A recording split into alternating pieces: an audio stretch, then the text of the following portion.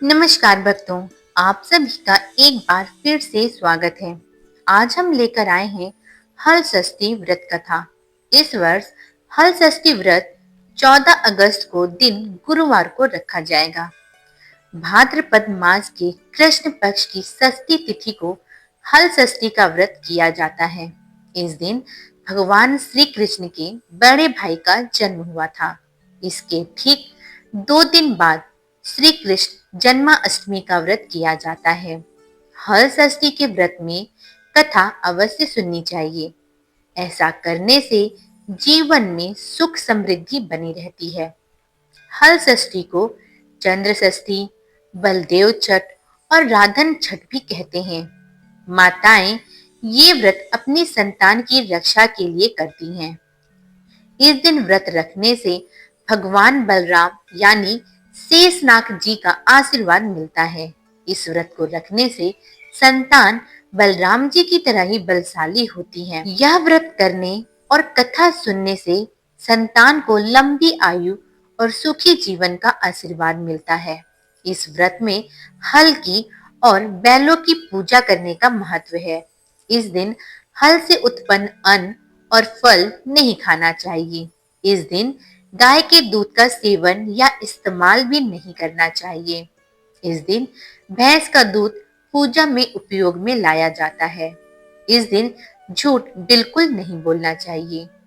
हल षष्ठी के व्रत में भगवान शिव और पूरे शिव परिवार अर्थात भगवान शिव, माता पार्वती, रिद्धि सिद्धि सहित गणेश जी, स्वामी कार्तिकेय जी और इनके अलावा भगवान श्री कृष्ण और बलराम जी तथा हलछठ माता की विशेष पूजा की जाती है। हलछठ देवी प्रकृति के छठे अंश से उत्पन्न होने के कारण इन्हें षष्ठी देवी कहते हैं। इन देवी की संदर्भ में कई कथाएं प्रचलित हैं। तो चलिए बिना समय को ना बर्बाद करते हुए हम कथा को सुनते हैं। भक्तों, कथा के अनुसार स्वयंभू मनु के पुत्र प्रियव्रत उत्पन्न हुए। वे योगी होने के कारण विवाह नहीं करना चाहते थे, किंतु ब्रह्मा जी की आज्ञा से उन्होंने मालिका नाम की कन्या से विवाह किया। परंतु बहुत समय बीतने पर भी उनकी कोई संतान नहीं हुई। तब राजा प्रियव्रत ने कश्यप ऋषि को बुलाकर पुत्रेष्ठी यज्ञ कराया। यज्ञ की अग्नि से एक चरु प्रकट हुआ, जिसे राजा ने अपनी रानी मल्लिका को दे दिया। उस चरु के खीर खाने पर रानी गर्भवती तो हुई, लेकिन समय आने पर उसकी वह संतान मर जाती थी। 12 वर्ष इसी तरह बीत गए, लेकिन उन्हें कोई संतान नहीं हुई। 12 वर्ष के बाद रानी ने एक पुत्र को जन्म दिया, लेकिन अति सुंदर होने पर भी वह बालक भी अन्य बालकों की तरह जीवित नहीं रहा। इस पर राजा रानी बहुत दुखी हुए। राजा ने अपने उस मरे हुए पुत्र को हृदय से लगाकर शमशान की ओर जाने का निश्चय किया। शमशान पहुंचकर राजा पुत्र शोक से दुखित होकर रोने और स्वयं के प्राण देने को तत्पर हो गया। तभी सहसा राजा को एक विमान दिखाई दिया, जो कि श्रेष्ठ मड़ियों से बना हुआ था। उस विमान में एक सुंदर, मनोहर, प्रसन्न वदन, श्वेत चंपा जैसी वर्णन वाली एक नारी विराजमान थी। उन्हें देखते ही राजा अपने दुख भूलकर मरे हुए बालक को पृथ्वी पर रखकर उनके पास गया और पूछने लगा, देवी आप कौन हैं? किसकी पुत्री हैं और किसकी पत्नी हैं? तब वह देवी कहने लगी, हे राजन, मैं ब्रह्मा जी की मानसी कन्या हूँ। मेरे पिता ने मुझे भगवान शिव जी के पुत्र स्वामी कार्तिकेय जी से विवाह कराया है, अतः मैं स्कंद प्रिय हूँ। मैं पुत्रहीनों को पुत्र, पत्नीहीनों को पत्नी, धनहीनों को धन और कर्मवानों को उनके अनुसार कर्म फल प्रदान करती हूँ। हे राजन, तुम ज्ञानी, श्रेष्ठ, कर्मवान हो, इसलिए तुम्हें मेरा दर्शन हो पाया है। अब तुम दुख का त्याग कर मेरी स्वयं पूजन करो और सर्वर्थ भी कराओ। मैं तुम्हें वरदान देती हूँ कि तुम्हारा ये पुत्र शीघ्र जीवित हो उठेगा और अब परम प्रतापी होगा। ये अस्मित यज्ञ करेगा। ये सुब्रत नाम से विख्यात होगा। ऐसा कहकर देवी अंतर ध्यान हो गई। इधर राजा प्रियव्रत अपनी संतान को जीवित देकर प्रसन्न होकर पुत्र सहित नगर को वापस आ गया। नगर में खूब खुशियां मनाई गईं। बालक के जन्म से छठवें दिन सूति गृह में षष्ठी माता का पूजन करके आनंद उत्सव मनाया गया। उसी दिन से पूरे संसार में छठी के आयोजन की परंपरा चल पड़ी। इस प्रकार हर अर्थात शिव परिवार से होने के कारण यह देवी हर छठ और व्रत हल षष्ठी के दिन करने के कारण हल षष्ठी कहलाता है। इस विषय में और भी कथाएं प्रचलित हैं।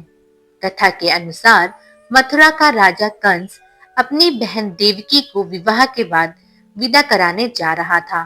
तभी आकाशवाणी का वचन सुनकर कि देवी का 8वां गर्भ तेरी मृत्यु का कारण बनेगा, ये जानकर उसने अपने बहनोई और अपनी बहन को कारागार में डाल दिया और वासुदेव देवकी के 6 पुत्रों को एक एक करके कंस ने मार डाला।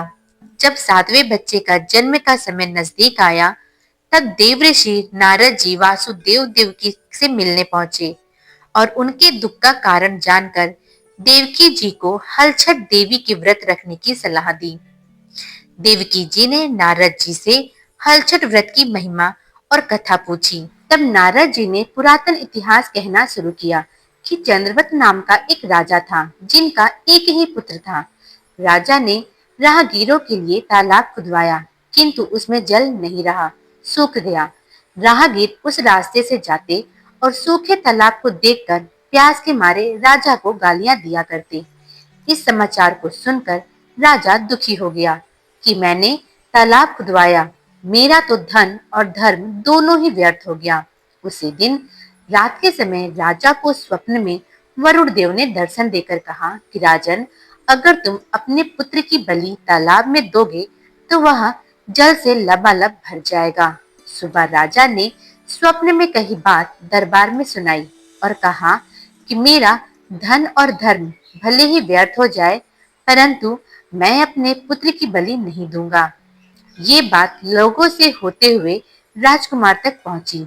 तब वह सोचने लगा कि अगर मेरी बलि से तालाब में पानी आ जाए तो लोगों का भला ही होगा। ये सोचकर राजकुमार खुद ही अपनी बलि देने तालाब में बैठ गया। अब वह तालाब पानी से लबालब भर गया। इकलौते पुत्र की बलि होने से राजा दुखी होकर वन को चला गया। वहां कुछ स्त्रियां व्रत कर रही थीं, जिन्हें देखकर राजा ने उनसे पूछा, यह कौन सा व्रत है और क्यों कर रही हैं? पूछने पर स्त्रियों ने हल षष्ठी व्रत की संपूर्ण विधि विधान बताई, जिसे सुनकर राजा वापस नगर को गया और फिर उसने अपनी रानी के साथ मिलकर उस व्रत को किया। व्रत के प्रभाव से वह राजकुमार तालाब से जीवित बाहर निकल आया।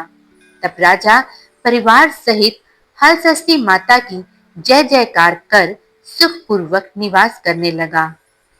हलषष्ठी की यह कथा देवऋषि नारद जी ने देवकी जी को सुनाई थी। अब नारद जी ने देवकी जी से हलषष्ठी व्रत की अन्य कथाएं कहना शुरू किया कि देवी उज्जैन नगरी में 2 सौतन रहती थी। एक का नाम रेवती और दूसरी का नाम मानवती। रेवती को कोई संतान नहीं थी, जबकि मानवती के 2 पुत्र थे। रेवती अपने सौतन के बच्चों को देखकर हमेशा उनसे ईर्ष्या करती और उनके पुत्र को मारने का प्रयास करती रहती। एक दिन उन्होंने मानवती को बुलाकर कहा कि बहन, आज तुम्हारे मायके से कुछ लोग मुझसे मिले थे। उन्होंने बताया कि तुम्हारे पिताजी बहुत बीमार हैं और वह तुम्हें देखना चाहते हैं। पिता की बीमारी को सुनकर मानवती बहुत दुखी हुई और रोने लगी। रेवती कहने लगी कि बहन, तुम जल्दी से अपने पिता से मिलने चली जाओ। तुम्हारे आने तक तुम्हारे बच्चों का मैं ध्यान रखूंगी। सौतन की बात को सच मानकर और अपने बच्चों को रेवती के हाथों सुरक्षित देकर मानवती पिता से मिलने मायके चली गई। इधर रेवती बच्चों को मारने का अच्छा मौका जानकर उन दोनों बच्चों को मारकर जंगल में फेंक आई। मानवती जब मायके पहुंची तो पिता को स्वस्थ देखकर पिता से अपनी सौतन की कही बातों को कहने के बाद उनका कुशल मंगल पूछने लगी। अब मानवती के पिता ने अनहोनी के संदेश से पुत्री को वापस जाने को कहा। किंतु मानवती की माता ने कहा कि पुत्री, आज हलषष्ठी माता का व्रत का दिन है, इसलिए तुम भी अपने पुत्रों की दीर्घ आयु की कामना से ये व्रत करके आज की जगह कल चली जाना। माता की सलाह मानकर मानवती पुत्रों की स्वस्थ कामना से हलषष्ठी माता का व्रत धारण कर दूसरे दिन अपने घर जाने को निकली। रास्ते में वही जंगल पड़ा। वहां उसने अपने बच्चे को खेलता देखा तो उनसे पूछा कि तुम लोग यहाँ कैसे पहुंचे। तब उन बालकों ने बताया कि माँ, आपके चले जाने पर हमारी दूसरी माता रेवती ने हमें मारकर यहाँ फेंक दिया था। तभी एक दूसरी स्त्री आकर हमें फिर से जिंदा कर गई।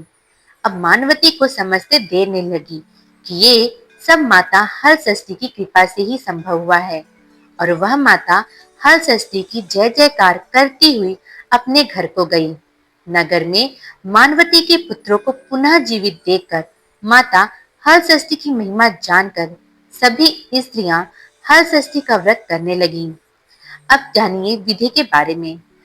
भाद्रपद के कृष्ण पक्ष के पंचमी से ही व्रत का नियम शुरू करें, यानी एक समय का सात्विक भोजन करके व्रत करने का संकल्प लें।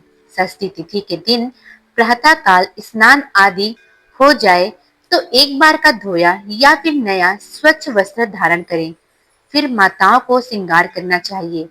पूजा वाली जगह को साफ करके भैंस के गोबर से लेप कर एक बनावटी तालाब से सागरी बनानी चाहिए।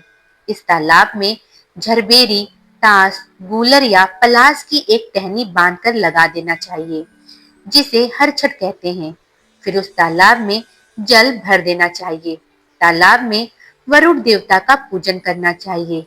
एक चौकी में मिट्टी से बने शिव जी, माता पार्वती, गणेश और कार्तिकेय जी की मूर्ति भी बनाकर रखनी चाहिए। कागज या दीवार पर षष्ठी माता का भैंस के घी में सिंदूर से मूर्ति बनाकर रखें।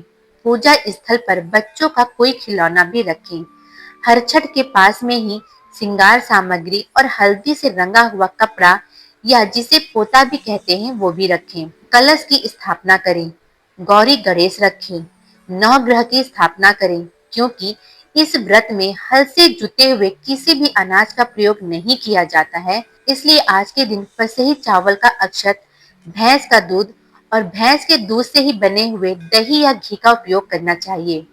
पूजा में लाई, भुना हुआ या सूखा महुआ चढ़ाएं। व्रत की कथा सुने, आरती करें, फिर ब्राह्मण को दक्षिणा देकर आशीर्वाद ग्रहण करें। इस दिन बड़े बुजुर्गों का आशीर्वाद लेकर व्रत पूर्ण करना चाहिए। बच्चों को प्रसाद के रूप में धान की लाई, भुना हुआ महुआ या चना, गेहूं, अरहर आदि 6 प्रकार के अन्नों को मिलाकर बांटना चाहिए। पूजा करने के बाद अपने संतान के पीठ वाले भाग में कमर के पास के जल से भीगा हुआ कपड़ा मारकर, जिसे पोता कहते हैं, अपने आंचल से पोंछना चाहिए। इस दिन क्या करना चाहिए? तो इस दिन महुए की दातून करें। भोजन बनाते समय चम्मच के रूप में महुआ के पेड़ की लकड़ी का उपयोग करना चाहिए। भोजन के लिए महुआ के पेड़ के पत्ते का दोना पत्तल रूप में उपयोग करना चाहिए। इस दिन खाने वाली चीजों में चावल का बिना हल जुते ही उगने वाली चीजें खानी चाहिए। 6 प्रकार की भाजी की सब्जी, भैंस का दूध, दही या घी और नमक का ही उपयोग करना चाहिए। बच्चे, बूढ़े और जानवरों को भोजन जरूर देना चाहिए। हल चली भूमि पर नहीं सोना चाहिए। हल चले यानी जुते हुए जमीन का अन्न, फल, साग, सब्जी या अन्य भोज्य पदार्थों का सेवन ना करें। तामसिक जीवन को ना छुएं। लहसुन, प्याज का प्रयोग बिल्कुल ना करें। गाय का दूध, दही, घी का प्रयोग नहीं लेना चाहिए। बच्चे और बूढ़ों का अनादर ना करें और झूठ ना बोलें। तो भक्तों, ये थी हल षष्ठी व्रत की कथा और पूजा विधि। तो भक्तों, आशा करती हूँ आपको कथा और व्रत की जानकारी अच्छी लगी होगी। अगर कथा अच्छी लगी हो तो वीडियो को लाइक कर दीजिएगा, और मेरे चैनल में नए हैं तो चैनल को सब्सक्राइब भी कर लीजिएगा। मिलते हैं एक और वीडियो के साथ, तब तक के लिए धन्यवाद।